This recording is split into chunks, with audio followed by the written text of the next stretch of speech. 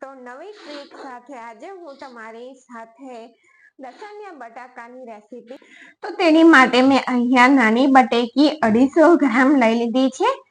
આ રીતની નાની ક્યાંથી નાની હશે તો પણ ચાલશે। આ મેં 250 ગ્રામ લીધી છે અને તેને કુકરની અંદર એડ કરી તેની અંદર 1 કપ પાણી ઉમેરી અને તેને મીઠું ઉમેરી દેવાનું છે તેની અંદર સ્વાદ પ્રમાણે, એટલે બટાકાનો ટેસ્ટ મોળો ના લાગે।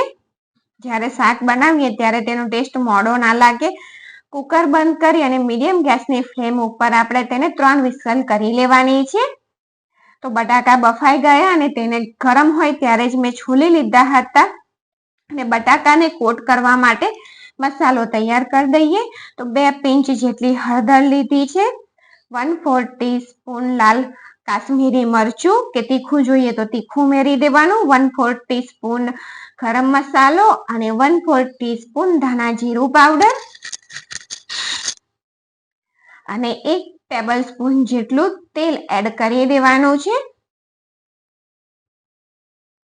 તેલ એડ કરી બધા મસાલા સરસ રીતે મિક્સ કરી દેવાના છે।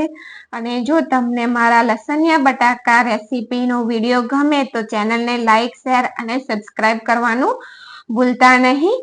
તો બટાકાના વાડકાને આ રીતે આપણે હલાવીશું ને એટલે બટાકા બધા એકદમ સરસ રીતે કોટ થઈ જશે। જો તમે જોઈ શકો છો એકદમ સરસ રીતે કોટ થઈ ગયા અને આ રીતે કાંટાવાળી ચમચીથી આપણે તેને કાણા કરી લઈશું, એટલે જ્યારે આપણે તળીએ ને ત્યારે તળાઈ સરસ અને શાકનો મસાલો બટાકામાં અંદર સુધીને જાય, જેથી જ્યારે બટાકા આપણે ખાઈએ તો તેનો સ્વાદ સરસ લાગે, મસાલા સાથે લાગે।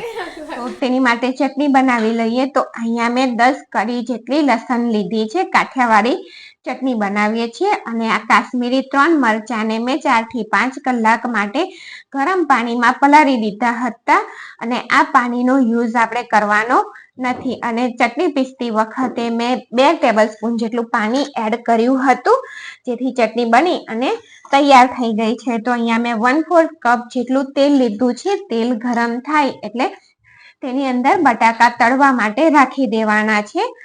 જનરલી લસણિયા બટાકાનું શાક બટાકા તળીને નથી બનાવાતું અને જે કાઠિયાવાડી ચટણી છે તે પણ કાશ્મીરી મરચા સાથે નથી બનાવાતું, એટલે કાશ્મીરી જે સૂકા મરચા છે ને પીસીને આપણે બનાવ્યું તે રીતે નહીં, તેના મરચાના પાવડર સાથે બનાવવામાં આવતું હોય છે। પણ તમે આ રીતે બનાવી અને જરૂરથી ટ્રાય કરજો તો તેનો ટેસ્ટ ખૂબ જ સરસ આવે છે અને ગ્રેવી પણ સરસ દેખાય છે, એકદમ લાલ। તો જો બટાકા ઉલટ પુલટ કરી અને મેં ક્રિસ્પી પડ આવી ગયું છે, ઉપર એક ક્રિસ્પી લેયર થઈ ગઈ છે ત્યાં સુધીને તેને તળી લેવાનું। તો જો વધેલું તેલ, બટાકા તળેલું વધેલું તેલ છે તેમાંથી મેં થોડું કાઢી લીધું છે, 3-4 ટેબલ સ્પૂન જેટલું તેલ કાઢી લીધું છે અને તેની અંદર રાઈ, હિંગ અને 1/3 કપ જેટલી ડુંગળીને સરસ રીતે શેકી લેવાની છે। ત્યાર પછી આપણે જે પેસ્ટ બનાવીને રાખીને તે પેસ્ટને એડ કરી દેવાની છે। પેસ્ટને 1 થી 2 મિનિટ માટે સાતળી દેવાની છે કે તેમાંથી લસણનો કાચો ફ્લેવર જતો રહે। તો સાઈડમાંથી તેલ સરસ રીતે છૂટું થઈ ગયું છે, તો હવે તેની અંદર ટામેટાની પ્યુરી એડ કરી દઈશું। અહીંયા મેં જેટલી ડુંગળી લીધી હતી તેટલી જ ટામેટાની પ્યુરી લીધી છે, 1/3 કપ જેટલી ટામેટાની પ્યુરી લીધી છે, એટલે એક મીડિયમ સાઈઝનું ટામેટું સમજી લો। અને ટામેટું સરસ રીતે શેકાઈ જાય તેટલા માટે આપણે તેની અંદર મીઠું ઉમેરી દીધું। હવે મસાલામાં જોઈએ તો 1/2 ટીસ્પૂન કાશ્મીરી મરચું, 1/2 ટીસ્પૂન ગરમ મસાલો અને 1/2 ટીસ્પૂન ધાણા જીરું પાવડર। મારા ઘરે તીખું ખવાતું નથી એટલે હું જનરલી બધી રેસીપીમાં હું કાશ્મીરી મરચુંનો જ યુઝ કરું છું, એટલે જો તમારે તીખાશ જોઈતી હોય તો તમારે તે અડધું તીખું ઉમેરી દેવાનું। તો જો ગ્રેવી સરસ રીતે કૂક થઈ ગઈ છે, ટામેટા અને મસાલા સાઈડમાંથી તેલ છૂટું થઈ ગયું છે, તો તળેલા જે બટાકા છે તેને તેની અંદર એડ કરી દેવાના. એડ કરી અને ગ્રેવીની અંદર આપણે 2 થી 3 મિનિટ બટાકાને શેકી લેવાનું છે, જેથી તેની અંદર સરસ ફ્લેવર આવી જાય. અને અહીંયા મેં ગરમ કરેલું 1/2 કપ પાણી એડ કર્યું છે. આ ટિપ્સ છે, તમારે ધ્યાન રાખવા જેવી બાબત છે કે શાકમાં હંમેશા તમે ગમે તે શાક બનાવતા હોવ તો તમારે તેની અંદર ગરમ પાણી જ એડ કરવાનું છે, તો શાકનો કલર અને ટેસ્ટ બંને સચવાઈ રહેશે. તેને ઢાંકીને 5 થી 7 મિનિટ થવા દેવાનું, જેથી તેની અંદર બટાકાની અંદર મસાલાનો બધો ફ્લેવર જતો રહે અને જ્યારે આપણે શાક ખાઈએ ત્યારે બટાકો મોડો ના લાગે, ફ્લેવરફુલ લાગે.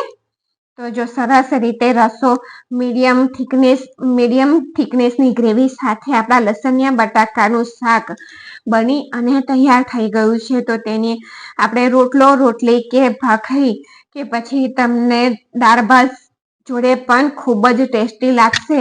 તો જરૂરથી આ રેસીપી તમે એકવાર ટ્રાય કરજો. લસણિયા બટાકાની તે ખૂબ જ ટેસ્ટી બને છે. નવી ટ્રીક એ છે કે આપણે તેને કાશ્મીરી સૂકા મરચાંને પલાળીને બનાવ્યું છે અને બટાકાને તળીને બનાવ્યા છે. તો જુઓ, તોડીને પણ તમને હું બતાવી દઉં છું. તમે એકવાર આ રેસીપી જરૂર ટ્રાય કરજો. નાના મોટા બધાને ભાવશે. ઘરમાં શાક તેવું બની અને તૈયાર થશે. એમ પણ અત્યારે પાછું ઠંડુ વાતાવરણ થઈ ગયું છે, તો તમે ટ્રાય કરજો. તો થેન્ક યુ ફોર વોચિંગ.